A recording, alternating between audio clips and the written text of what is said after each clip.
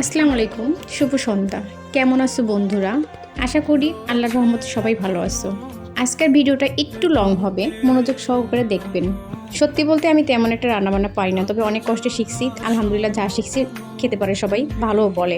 কিন্তু আমি পিঠা বা আচার এগুলো একদমই বানাইতে পারি না, তবে ইউটিউব দেখে ট্রাই করলে অবশ্য হবে। যেমন আমি এটা আজকে ইউটিউব দেখে ট্রাই করছি, মাশাআল্লাহ অনেক ভালো হয়েছে। আমার হাজব্যান্ডও খেয়ে বলছে অনেক মজা হয়েছে, আমার ছেলেও অনেকগুলো খাইছে, বলছে কি আম্মু অনেক মজা হয়েছে। যে কোনো জিনিসের মেয়ে মানুষ কখনো হার মানে না, ইচ্ছা শক্তি থাকলে সব কিছুই শেখা যায়। তো ইউটিউবকে ফলো করে আমি প্রথমে তেলটা ঢাললাম, তেলটা হালকা গরম করে নেওয়ার পরে রসুনের কোয়া দিলাম, তারপরে একে একে যত রকমের মশলা লাগে যেমন পাঁচফোড়ন, তারপরে জিরা আর মরিচটা আমি আগে তেলে নিয়ে ভেজে তারপরে আমি ব্লেন্ডার করছি, হালকা আদা ভাঙা দিয়েছি, তারপরে হালকা হলুদ মরিচের গুঁড়া, সামান্য একটু আদা রসুন ছাড়া।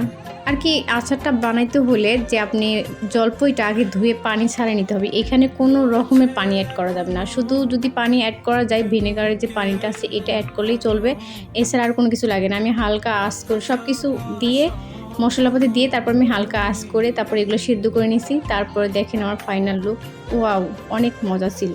তো যারা নতুন আপুরা আছো ট্রাই করে দেখবা।